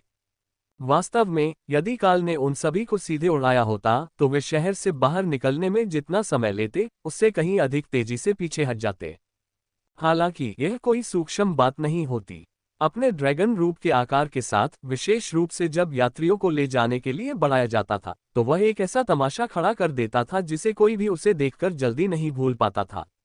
लड़कियों का कार्ड गेम कुछ घंटों तक किसी तरह चलता रहा। उसके बाद वे बोर हो गईं, और फिर दोपहर की झपकी, जिसमें कैरा, रू और लुकास के बच्चे फर्श पर ढेर हो गए, में कुछ और घंटे लग गए। इससे वे पहाड़ों में पहुंच गए और अंततः पीछे हटने का रास्ता साफ हो गया। यह कोई साधारण विला नहीं था। नहीं, यह शाही परिवार के लिए एक पुनर्तः सुसज्जित पहाड़ी किला था। ये बड़ा तो नहीं था, लेकिन काल को यकीन था कि इसमें 50 मेहमान आसानी से रह सकते थे, और इसकी अपनी सुरक्षा टुकड़ी भी थी। सुरक्षा के लिहाज से यह बिल्कुल सही नहीं था। उनमें से किसी को भी नहीं पता था कि ये गार्ड किसके प्रति वफादार होंगे, या शाही परिवार के जीवन में कभी न खत्म होने वाले इस नाटक में उनकी राजनीतिक संबद्धता क्या है। लेकिन उन्हें राजा के प्रति वफादार होना चाहिए, और युवराज की उपस्थिति में काल को कुछ उम्मीद थी कि वे कोई समस्या पैदा नहीं करेंगे, भले ही वे उन परिवारों से हों जो रानी के गुट के प्रति वफादार थे। ठीक है, यह एक नवजात शिशु को उड़ना सिखाने के लिए एक अच्छी जगह लग रही है। बहुत ज्यादा ऊंची नहीं, लेकिन इतनी पतली हवा कि उसके पंखों की मांसपेशियों को कसरत मिल सके। हम इस छोटी बच्ची की शारीरिक स्थिति को भी इसमें शामिल कर लेंगे, क्योंकि वह एक कमांडर के रूप में पैदा हुई है। काल ने निर्णय लिया जब वे बजरी वाली सड़क पर आगे बढ़ रहे थे। यह जरूरी नहीं है एओए। हम जल्द ही उसकी ट्रेनिंग शुरू कर देंगे, मटिल्डा ने फुसफुसाते हुए अपनी नन्ही परी को सुरक्षा देते हुए कहा। बकवास, हर किसी को उड़ना पसंद है। इसके अलावा उसे हवा में जल्दी उड़ान भरने से बहुत फायदा होगा, इसलिए जब हम अंततः राजधानी वापस पहुंचेंगे तो उसे अपनी उम्र के अन्य लोगों पर बढ़त मिलेगी। इसके अलावा इससे कैरा को बोरियत से भी छुटकारा मिलेगा। कैरा को ऊबने से बचाना हमेशा प्राथमिकता थी, और जब वे यहाँ पहाड़ों पर थे तो रू को प्रशिक्षित करने के अलावा उसके पास करने के लिए और कुछ नहीं था। इसलिए इस नवजात शिशु के साथ खेलने से उसकी अराजकता फैलाने की इच्छा पूरी होगी, साथ ही एक उत्पादक उद्देश्य भी पूरा होगा। अध्याय 1398 पर्वतीय वापसी। महामहिम युवराज आ गए हैं। जैसे ही वे गेट पर पहुंचे, ड्राइवर ने घोषणा की। रास्ता रोके खड़े गार्डों ने जैसे ही ड्राइवर को दिया गया शाही प्रतीक देखा, सलामी दी और फिर उनके प्रवेश के लिए द्वार खोल दिए। गाड़ी के आगमन से पूरा स्टाफ उत्तेजित हो गया था, तथा जैसे ही उन्हें पहाड़ी पर आते देखा गया, अंतिम समय में सफाई और कमरे की तैयारी शुरू हो गई थी। यही एक और वजह थी कि उनके लिए गाड़ी से यात्रा करना ज्यादा बेहतर समझा गया। इससे कर्मचारियों को उनके आगमन की तैयारी का समय मिल जाता था, जबकि उन्हें पहले से इसकी सूचना नहीं दी जाती थी। आकाश से उतरते ड्रैगन का एक पंख काफी तेजी से उतर सकता था, लेकिन तैयारी के लिए केवल कुछ ही मिनट होने के कारण मेहमानों के आने से पहले पूरे महल को मानकों के अनुरूप तैयार करना असंभव था। यद्यपि काल को शायद इस बात का पता नहीं चलता यदि उन्होंने बिस्तर बदलने के अलावा कुछ नहीं किया होता। उसकी साफ सफाई का अंदाज और शाही साफ सफाई का अंदाज बिल्कुल अलग था। उसे गिल्ड हाउस की चहल पहल की आदत थी, जहां हर जगह क्राफ्टिंग का सामान और अधूरे प्रोजेक्ट पड़े थे, या फिर राय के फैशन डिजाइनों के लिए पुतलों की तरह इस्तेमाल किए जाने वाले बेतरतीब लोग खड़े थे। गाड़ी द्वार पर रुकी और नौकरानियों का एक समूह उनका स्वागत करने के लिए बाहर आया तथा शाही परिवार के सदस्यों की पसंद के बारे में जानकारी लेने के लिए उन नौकरानियों से मिला जिन्हें वे अपने साथ लाए थे। तुम्हें अपने बुलाए गए गार्डों को अभी बुला लेना चाहिए, ताकि स्टाफ उन्हें देखकर हैरान न हो। अगर वे उन्हें घुसपैठिया समझ लें तो इससे बहुत बड़ी घटना हो सकती है। लुकास ने गाड़ी से बाहर निकलते हुए सुझाव दिया। अच्छा विचार है। ठीक है, मैं अभी बेसिक सुरक्षा टीम को बुलाता हूँ। काल ने सहमति जताई। बंदर, नहीं, एल्व्स को बाहर लाओ। निक्स उन्हें पसंद करेगी। हाँ, एल्फ किंग्स और स्नैक गर्ल्स। कारा ने जोर दिया। काल ने मुस्कुराते हुए अपने महाकाव्य रक्षक हैंट को बुलाया, जो ट्रेंट का ही एक रूप था। 4 लामिया अंगरक्षक और डार्क एल्वेन राजाओं की एक जोड़ी भी थी। ये एक बुनियादी सुरक्षा बल के तौर पर काम आ सकते हैं। मैं इन्हें गोलेम और एपिक गोलेम भी कहूंगा, लेकिन ये बड़े होते हैं और घर के अंदर रखने के लिए उतने उपयुक्त नहीं होते। ये कुछ गोले हमारी सुरक्षा के लिए काफी हैं। काल ने क्राउन प्रिंस और उसके बाद स्टाफ को बताया। ये कैसी बुलाने की क्षमता है। मैं कई तरह के गोलेम से वाकिफ हूं, लेकिन इनमें से कोई भी गोलेम जैसा नहीं दिखता। बिल्कुल भी नहीं, वो 2 डार्क एल्व्स जैसा। नौकरानियों को जो नजर आ रहा है वो चिंताजनक है, लुकास ने कहा। वे उन्हें नुकसान नहीं पहुंचाएंगे। वे अपने कर्तव्यों का पालन करने में काफी कुशल हैं, लेकिन वे डार्क एल्वेन राजा हैं, एक कालकोठरी बॉस से क्लोन किए गए महाकाव्य गोलेम। वे बुद्धिमान हैं, स्वतंत्र विचार करने में सक्षम हैं, और वे अपनी रणनीतियां खुद बना सकते हैं। इससे लड़ाई बहुत आसान हो जाती है। लामिया एक बॉडीगार्ड मंत्र है और बुद्धिमान भी है, जैसे कि एपिक गार्ड है। आखिरी वाली असल में एक हैंट है, अपनी ही प्रजाति की किसी और के पंजे से विकसित एक जीवित हथियार। वो एक मजबूत, खामोश किस्म की है, लेकिन उसकी गति बहुत तेज है और उसके कौशल को क्रिया में देखना अविश्वसनीय है। लुकास ने धीरे से सिर हिलाया जब रूए लामिया का अभिवादन करने के लिए दौड़ी। ये तो कमाल का जादू है। मुझे अच्छा लगा कि ये सब बड़े बड़े ताकतवर लोग नहीं हैं।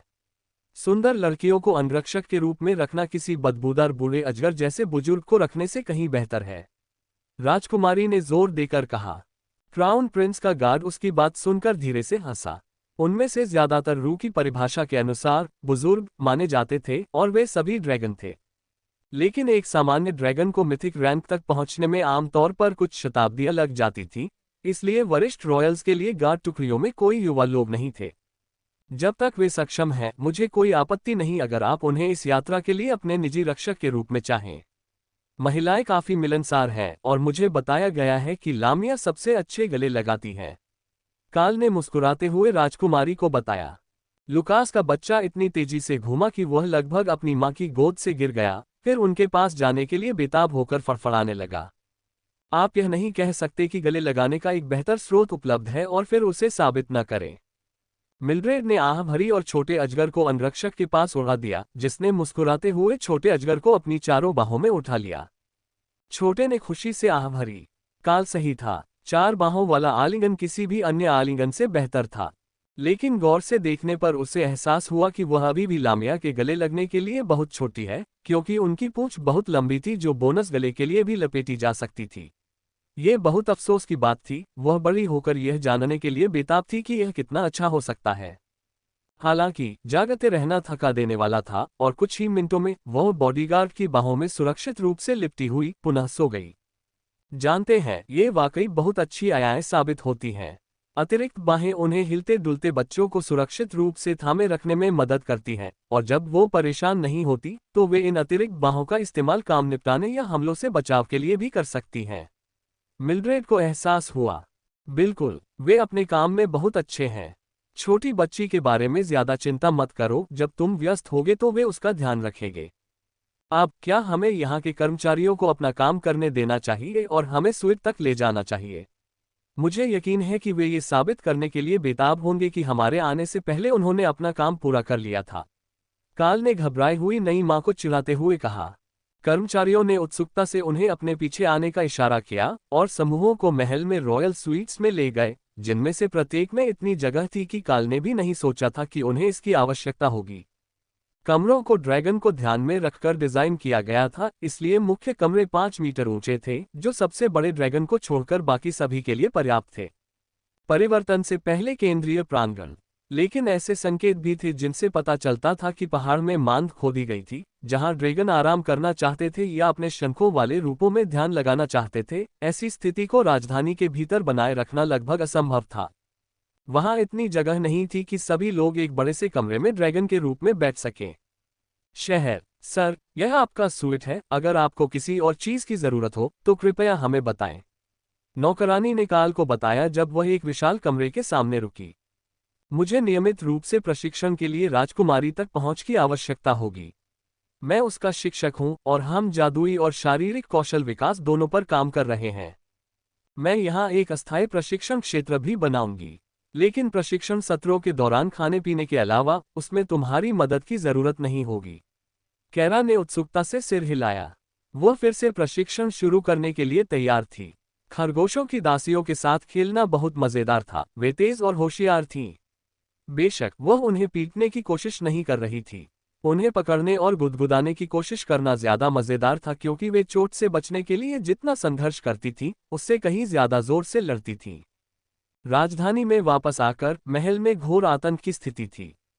ये हमला भ्रमजाल में मौजूद 3 नौकरानियों में से 2 को मारने में विफल रहा था। जैसा कि काल को संदेह था, जब भ्रम टूट गया तो वे कई कमरों की दूरी पर जमा हो गए और फिर गिरते हुए पत्थर में फंस गए।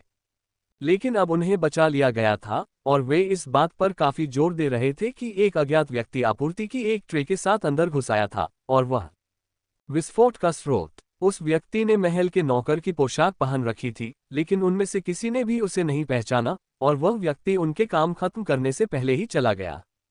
और उससे बात करो। दुर्भाग्यवश तीसरी नौकरानी उसी समय अंदर आ गई थी और इससे विस्फोट। अतः राजा तथा उनके आंतरिक घेरे में उपस्थित अन्य सभी लोगों को यह स्पष्ट हो गया कि यह एक जानबूझकर किया गया हमला था तथा 3 कुलीन महिलाओं में से कोई एक इसका लक्ष्य थी। उत्तराधिकार के दौरान छोटे राजपरिवारों द्वारा प्रस्तुत सभी बुरे विचारों में से मंत्रियों की राय में ये लड़ाई सबसे बुरी थी। लेकिन जैसे जैसे उन्हें अधिक जानकारी मिलती गई, विशेष रूप से इस बारे में कि किस प्रकार विस्फोट से पहले शून्यकरण प्रभाव द्वारा एक मिथकीय श्रेणीबद्ध भ्रमात्मक क्षेत्र को नष्ट कर दिया गया था, उतना ही अधिक उन्हें यह एहसास होने लगा कि यह कोई भाई बहन का झगड़ा नहीं था जो चरम सीमा पर पहुंच गया था। अध्याय 1399 विषय को बनाए रखें। हम सबसे पहले क्या प्रशिक्षण देंगे? रू ने पूछा जब काल ने अपने बगल वाले सूट में भ्रामक डोमेन के भीतर एक नया प्रशिक्षण क्षेत्र स्थापित करना शुरू किया। महल के कर्मचारी भी नई सुविधा से उतने ही रोमांचित थे जितने कि महल के कर्मचारी थे, तथा प्रशिक्षण समाप्त होने के बाद उसे साफ करने के विचार से उतने ही भयभीत भी थे। मूल सेटअप वही था, लेकिन इस बार यह उन पहाड़ों से मेल खाने के लिए थीम पर आधारित था जिनमें वे स्थित थे। यह उन दोनों से भी बड़ा था जो इसके पहले आए थे, एक बड़े उड़ान बाधा कोर्स और अधिक प्रशिक्षण परिदृश्यों के साथ। मंत्र लक्ष्यीकरण के अतिरिक्त काल ने सैनिकों का नेतृत्व करने के लिए युद्ध रणनीति, एक वित्तीय नियोजन पाठ्यक्रम तथा प्रिंस लुकास के प्रशिक्षण को जारी रखने के लिए एक बड़ा खुला कार्यालय क्षेत्र भी बनाया था। सिर्फ इसलिए कि उन्हें छिपे हुए माना जाता था, इसका मतलब यह नहीं था कि वह अपने नए कर्तव्यों को पूरा करने में ढिलाई बरत सकती थी, और क्राउन प्रिंस का पूरा इरादा ये सुनिश्चित करना था कि जब तक वे वापस नहीं आ जाते तब तक वह सबसे अच्छी प्रशिक्षित सहायक बन चुकी थी। लेकिन काल की योजना इससे भी अधिक थी। आज मैं कैरा को प्रशिक्षण में आपका मार्गदर्शन करने दूंगा, जबकि मैं आपके लिए कुछ नई सामग्री पर काम करूंगा। मुझे संदेह है कि मेरे पास आपके लिए कुछ कौशल अंक प्राप्त करने का एक तरीका है, या आपको कुछ नए मंत्र और कौशल सिखाना है जो आपके विकास में मदद करेंगे। आप बहुत अच्छा कर रही हैं, लेकिन जब हम महल वापस आएंगे तो हमें आपकी प्रगति से दुनिया को चौंकाना होगा। उन्होंने रू को ये बात तब बताई जब वह प्रशिक्षण के लिए पहुंची थी। समझ गया बॉस, चिंता मत करो, कैरा सब काम करना जानती है। काल ने राजकुमारी की तरफ मुस्कुराकर कहा। कारा को प्रशिक्षण देने में कोई समस्या नहीं थी कि काम कैसे करना है। समस्या ये थी कि कैरा बहुत सारी बातें जानती थी, और वह इन चीजों को अपने तक ही सीमित रखने में बहुत बुरी थी, बजाय इसके कि वह इन्हें उन बच्चों को सिखाती जो इतनी छोटी उम्र के होते हैं कि ऐसी चीजें सीख नहीं पाते। काल के विचारों पर कैरा मन ही मन हंस पड़ी। वह रू से छोटी थी, तो छोटी राजकुमारी को कुछ और दिलचस्प बातें सिखाने में क्या हर्ज था। वह खुशी खुशी रू को प्रशिक्षण क्षेत्र में ले गई, जबकि काल स्वीट में बैठकर इवोल्यूशन का उपयोग करके उसकी पूरी वंशावली को बदले बिना रू को वैधता के लिए एक उचित शैडो ड्रैगन में बदलने के तरीके पर काम करना शुरू कर दिया। ये सबसे आसान तरीका होता, लेकिन राजकुमारी ने जोर देकर कहा कि वह नहीं चाहती कि उसका वंश बदला जाए। अगर वह सही कौशल का प्रयोग करता तो वह शून्य ड्रैगन का रूप धारण कर सकती थी, लेकिन शाही परिवार शून्य ड्रैगन नहीं था। जिंदगी बहुत आसान होती अगर उसके द्वारा बनाया गया पहला कौशल उसे एक महाकाव्य श्रेणी के छाया ड्रैगन में बदल देता।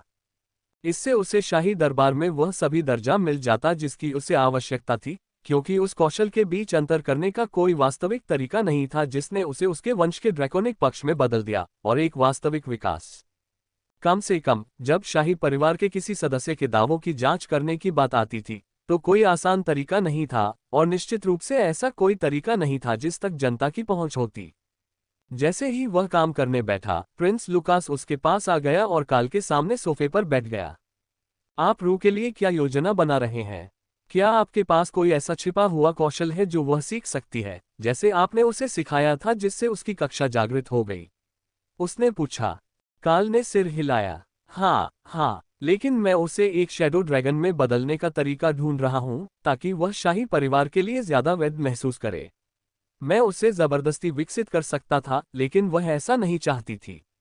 इसलिए मैं एक कौशल के साथ ऐसा करने का तरीका ढूंढ रहा हूं, क्योंकि मेरे दिमाग में जो पहला कौशल आया था उसने उसे एक शून्य ड्रैगन में बदल दिया था, जो उसके वंश के अनुसार नहीं बल्कि उसके वर्ग के अनुसार था। लुकास ने आह भरी। मैं उससे बाद में बात कर सकता हूँ। शाही परिवार में अर्ध ड्रैगन या ड्रैगनकिन के प्रति बहुत पूर्वाग्रह है, लेकिन रूई इससे बेहतर की हकदार है। काल ने कंधे उचका दिए। अगर वह अचानक एक ड्रैगन बन गई जो खुद ही ठीक से रूपांतरित हो सकती है, तो हमले और भी बदतर हो सकते हैं। अगर मैं उसे वह रूपांतर सिखा भी दूं जो हमने पहले किया था और उसे एक महाकाव्य शून्य ड्रैगन बनने की अनुमति दे दूं, तो भी महल के कई रईसों को इससे चिंता हो जाएगी। आप इस बारे में गलत नहीं हैं। इससे उनमें से कुछ लोग शांत हो सकते हैं, लेकिन जो लोग उसे सत्ता से यथासंभव दूर रखना चाहते हैं, उन्हें और अधिक कठोर कदम उठाने के लिए प्रोत्साहित किया जाएगा। मुझे ये बात समझ में नहीं आ रही है कि वे उससे इतना भयभीत क्यों हैं। ये तर्कसंगत नहीं है। रानी ने उसे श्राप दिया था और वह बिल्कुल भी जागृत नहीं हुई थी, इसलिए उसे कोई खतरा नहीं होना चाहिए था, फिर भी उन्होंने उसे निशाना बनाया। फिर आप उसे जागृत करने में मदद करने के लिए आए, और रानी के गुट ने निषिद्ध कलाओं की अफवाहों के जरिए दरबार में उसके प्रभाव को दबाने के तरीके खोजने की कोशिशें दोगुनी कर दी। फिर जब यह उपाय काम नहीं आया, तो उन्होंने सुझाव दिया कि उसकी शादी कर दी जाए और उसे देश से बाहर निकाल दिया जाए। इससे उसे कोई खतरा नहीं रहेगा, क्योंकि एक बार वह किसी अन्य शाही परिवार या यहाँ तक कि किसी विदेशी कुलीन परिवार में प्रवेश कर गई, तो वह उत्तराधिकार का अपना अधिकार खो देगी। लेकिन फिर भी किसी ने आपके कमरे पर बम फेंका। मैं यह मानने से इनकार करता हूं कि निशाना मिल्ड्रेड था। हो सकता है कि वह कह रही हो, लेकिन एक बेज होने के बावजूद उसका व्यवहार आश्चर्यजनक रूप से अच्छा रहा है और बच्चे उससे प्यार करते हैं। हो सकता है उनके माता पिता उससे प्यार न करते हो, लेकिन इतना नहीं कि उसे पाने के लिए दो शाही परिवारों पर हमला कर दिया जाए। काल उस आदमी के तीखे चेहरे पर हंसा। लोगों पर उसका ऐसा ही असर होता है, खासकर जब वह उनके बच्चों का मनोरंजन करने लगती है। लेकिन तुम सही कह रहे हो, कुछ तो है जो हम भूल रहे हैं। क्या ये कोई भविष्यवाणी हो सकती है? कोई ऐसी बात जो किसी दृष्टा ने पहले ही बता दी हो और जिसे प्राप्तकर्ता ने गुप्त रखा हो? ये लगभग तय था, क्योंकि मिस्टी ने उसे नियति बदलने के लिए समय के माध्यम से भेजा था। लेकिन राजकुमार लुकास को ये पता नहीं था। ऐसा हो सकता है, इससे ये स्पष्ट हो जाएगा कि रानी ने उसके जन्म के वर्ष को श्राप क्यों दिया था। मुझे पता है कि उसके और रू की मां के बीच एक हद तक दुश्मनी थी। हालांकि एल्फ मर चुका है और बदला लेने का कोई कारण नहीं था। वैसे इस वजह से वह लगभग गद्दी से उतार दी गई थी। ऐसा लगता है कि जब भी रानी रू से बात करती है, उसका अंत बुरा होता है और राजकुमारी के मामले में उसकी योजनाएं बहुत ज्यादा पारदर्शी होती हैं। अब क्या मैं आपके काम में आपकी कुछ मदद कर सकता हूं? लुकास ने पूछा। काल ने सिर हिलाया। सारा ज्ञान मेरे दिमाग में है, बस कौशल की बात है जो तय करेगी कि मैं जो चाहता हूं वो कर पाऊंगा या नहीं। उसे आगे बढ़ाना काफी आसान है। मुझे जो कौशल पता है उन्हें सिखाना भी अपेक्षाकृत आसान है। लेकिन किसी परिवर्तन मंत्र को ये समझाना कि उसे एक खास तरह का ड्रैगन होना चाहिए, उतना आसान नहीं होगा। शायद मैं कुछ बदलावों के साथ मूल जानवर रूप मंत्र आजमाऊं। इससे ड्रैगन रूप की गारंटी मिल सकती है और उम्मीद है कि इस बार एक छाया ड्रैगन भी। युवराज ने भौहें चढ़ाईं। देखिए, यह कोई ऐसा हुनर नहीं है जो मेरे पास हो। मैं तुम्हें इसके लिए छोड़ दूंगा, लेकिन मैं राजकुमारी से बात करूंगा ये देखने के लिए कि क्या वह अपने विकास में तुम्हारी सहायता लेने के लिए तैयार है, जिससे उसका ड्रैकोनिक पक्ष और अधिक विकसित हो जाएगा। अध्याय 1400 महान पशु रूप। काल ने दिन के लिए अपनी योजना विकास और जानवर रूप के संयोजन के साथ शुरू की। विचार ये था कि यह पशु रूप को सक्रिय कर दे, जिससे ऐसा रूप प्राप्त हो जो उनके प्राकृतिक रक्त वंश के समान हो, तथा उनका रूप वर्तमान रक्त वंश के समान या उससे उच्चतर हो, तथा पशु के पक्ष में हो। रू के लिए वह एक छाया ड्रैगन होगा। यदि यह काम करता है तो यह एकदम सही होगा और दोनों कौशल इतने सामान्य होंगे कि इसे डालना बहुत अधिक प्रतिबंधात्मक नहीं होगा। इस संयोजन से ग्रेटर बीस्ट फॉर्म बना, लेकिन जैसे ही उसने इसे पूरा किया, काल को एहसास हुआ कि वह रू पर अपवित्र जानवर परिवर्तन का इस्तेमाल कर सकता है। शैडो ड्रैगन्स उस तरह के अपवित्र जादू से जुड़े जीव लग रहे थे जो उसे पसंद होंगे। इसलिए काल ने उस पर दोनों तरीकों को आजमाने की योजना बनाई ताकि देख सके कि कौन सा तरीका कारगर है। लेकिन वह अच्छे विवेक के साथ राजकुमारी पर नए मंत्रों का प्रयोग नहीं कर सकता था, बिना ये जाने कि उनका क्या परिणाम होगा। जाहिर है, उन्हें पहले खुद पर इसका प्रयोग करना होगा। सबसे पहले काल ने दोबारा जांच की कि उसके साथ सूइट में कोई और तो नहीं है। फिर उसने सभी प्रवेश द्वारों और खिड़कियों को एक अपारदर्शी अवरोधक से बंद कर दिया। अब वह ग्रेटर बीस्ट फॉर्म आजमा सकता है। मंत्र उसके शरीर पर झिलमिला उठा और काल ने खुद को फिर से एक परिचित रोएदार अवस्था में पाया, एक बिल्ली दानव की तरह। बस इस बार उसके पंजों से शक्ति निकल रही थी और उसका शरीर मानो मन से स्पंदित हो रहा था, जो हर सांस के साथ उसके फेफड़ों में प्रवाहित हो रहा था। यह एक अविश्वसनीय रूप से प्रभावी ध्यान पद्धति थी, तथा एक समय में वह जितनी मात्रा में मन का उपयोग कर सकता था, वह पहले की तुलना में और भी अधिक प्रभावशाली थी। कौशल को संयोजित करने का प्रयास पूरी तरह से सार्थक है। उसे यकीन नहीं था कि यह रू पर कितना असरदार होगा, क्योंकि उसे नहीं पता था कि जानवर रूप ने उसे क्या बना दिया है। लेकिन एक मौका था कि यह काम करेगा, इसलिए जैसे ही दिन की ट्रेनिंग खत्म होती, वह इसे आजमाता। सौभाग्य से ये जल्द ही होने वाला था, क्योंकि काल को एहसास हो गया था कि सूरज पहले ही डूब चुका था और मंत्र को बदलने पर गहन ध्यान केंद्रित करने में उसने दिन का अधिकांश समय गंवा दिया था। उसने देखा कि कुछ खास हुनरों के साथ काम करते हुए समय का ध्यान न रखना बहुत आसान था। रूनक्राफ्टिंग भी स्पेल मर्जर जैसा ही था, जिसमें वह शुरू करके कई दिनों बाद बिना किसी अंतर का एहसास किए अपना काम पूरा कर लेता था। अमर और प्राचीन ड्रैगन को भी ऐसा ही महसूस होता होगा। काल ने तुरंत तेंदु रूप धारण कर लिया, ताकि जब अन्य लोग वापस आए तो वह उन्हें भ्रमित न कर दे। फिर उसने अवरोधों को कम कर दिया, ताकि वह रू के प्रशिक्षण की स्थिति की जांच कर सके। कैरा अभी भी भ्रम में बगल वाले कमरे में ही थी, इसलिए कोई समस्या नहीं होनी चाहिए थी। लेकिन जैसा कि उसे उम्मीद थी, जब वह पहुंचा तो कमरे में 3 से कहीं ज्यादा लोग थे। कैरा और रू ने यहाँ के सभी स्टाफ के बच्चों को एक समूह प्रयास के रूप में प्रशिक्षण में शामिल होने के लिए भर्ती किया था और उन्होंने उस दिन को एक अचानक पार्टी में बदल दिया था। काल, जिंदादिली की दुनिया में तुम्हारा स्वागत है। बच्चों का जादू का अभ्यास लगभग पूरा हो चुका है और फिर हम रात के खाने के लिए नीचे जा रहे हैं। ये औपचारिक भोजन कक्ष में होगा जो हॉल के ठीक नीचे और मुख्य मंजिल पर है। प्रिंस लुकास ने उसका स्वागत किया। यह मेरे लिए काम करता है। मुझे लगता है कि मेरे पास रू के लिए एक मंत्र तैयार है, लेकिन इसे खाने के बाद तक इंतजार किया जा सकता है अगर इसमें कुछ बदलाव की जरूरत हो। मुझे पता है कि भूखा ड्रैगन कैसा होता है। काल के आकलन पर स्टाफ हंस पड़ा और फिर उन्होंने नाश्ते की ट्रे की जांच की जो वे इसी कारण से प्रशिक्षण कक्ष में लाए थे। महल में रात्रि भोजन करने से बहुत अलग अनुभव था, क्योंकि मेज पर केवल 6 लोग ही थे। यदि आप उस आया को भी शामिल कर ले जो एक नखरेबाज बच्चे को खाना खिलाने में मदद कर रही थी, तो ये संख्या 7 हो जाती थी। कैरा ने उसे पूरे दिन प्रशिक्षण क्षेत्र में उड़ने के लिए प्रोत्साहित किया था, और जबकि वह इतनी थक चुकी थी कि उसे दिन में तीसरी बार झपकी लेने की जरूरत पड़ गई थी, अब जब उसे उड़ने के लिए एक स्थान मिल गया था तो उसका खाने के लिए रुकने का कोई इरादा नहीं था। कोई भी युवा ड्रैगन ऐसे प्रलोभन का विरोध नहीं कर सकता था। जब नौकरानी ने उसे और खिलाने की कोशिश छोड़ दी तो वह छोटी सी बच्ची काल के कंधे पर आकर बैठ गई और संतुलन बनाए रखने के लिए अपनी पूंछ उसकी गर्दन में लपेट ली।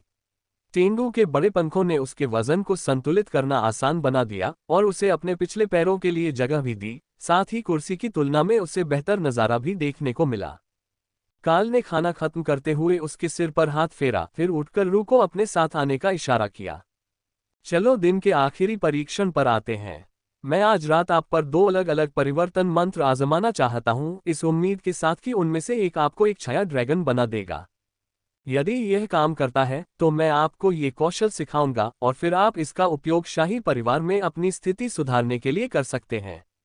आधा ड्रैगन होने के कारण वे अभी आपको नीची नज़र से देख सकते हैं, लेकिन अगर आप खुद को बदल सकते हैं तो वे आपको अलग नज़रिए से देखने लगेंगे। मुझे पता है कि यह पक्षपात अनुचित है, लेकिन जिंदगी ऐसी ही है और अगर आप अपने बताए हुए लक्ष्य को पूरा करना चाहते हैं तो कुछ समय के लिए उनके नियमों के साथ चलना जरूरी है। रू मुस्कुराई जब काल ने उसे ड्रैगन होने के विचार को समझाने की कोशिश की। उसके सबसे बड़े सौतेले भाई ने पहले ही उसे भाषण दे दिया था और उसने इस बात की काफी विश्वसनीय व्याख्या की थी कि उसे अन्य राजकुमारों और राजकुमारियों के बराबर क्यों और कैसे देखा जाना महत्वपूर्ण है। यहाँ तक कि अगर काल को उसे वर्तमान की तुलना में अधिक ड्रैगन में विकसित करना पड़े तो भी वह बदला लेने के लिए इसे स्वीकार करेगी। वह उसके पीछे पीछे प्रशिक्षण कक्ष में गई और काल ने उसे खुले में खड़े होने का इशारा किया। ठीक है, सबसे पहले मैं तुम पर ग्रेटर बीस्ट फॉर्म आजमाऊंगा और उम्मीद करता हूं कि यह तुम्हें एक शैडो ड्रैगन में बदल देगा। अगर ऐसा होता है तो हम आगे बढ़ सकते हैं। अगर ऐसा नहीं होता है तो मेरे पास एक और विकल्प है जो काम कर भी सकता है और नहीं भी। इससे पहले कि वह जवाब दे पाती, काल ने जादू कर दिया और रू ने पाया कि उसका विस्तार हो रहा है। उसका ड्रैगन रूप बड़ा नहीं था, लेकिन वह एक ड्रैगन था। उसकी गहरी निगाहों ने काल को संतुष्टि से सिर हिलाते हुए देखा, तभी उसके सामने एक सिस्टम संदेश प्रकट हुआ। चैंपियन काल ज्ञान प्रदान करता है। ग्रेटर बीस्ट फॉर्म को प्रतिशोधी राजकुमारी रूप में स्थानांतरित कर दिया जाएगा। स्वीकार करें, हाँ ना। रू ने मंत्र स्वीकार करते हुए खुशी मनाई और जब लुकास ने उसे पंखों के नीचे उठाकर खुशी से गोल गोल घुमाया तो वह हंसने लगी। अच्छा काम रू, अब तुम एक सच्ची शैडो ड्रैगन हो, कम से कम दिखने में तो। रू ने सहमति में सिर हिलाया। और मैं उन्हें दिखा दूंगी कि मैं भी जन्मसिद्ध अधिकार से एक ड्रैगन बनने के योग्य हूँ। मैं कैसी दिखती हूँ? क्या मैं ड्रैगन जितनी प्यारी हूँ?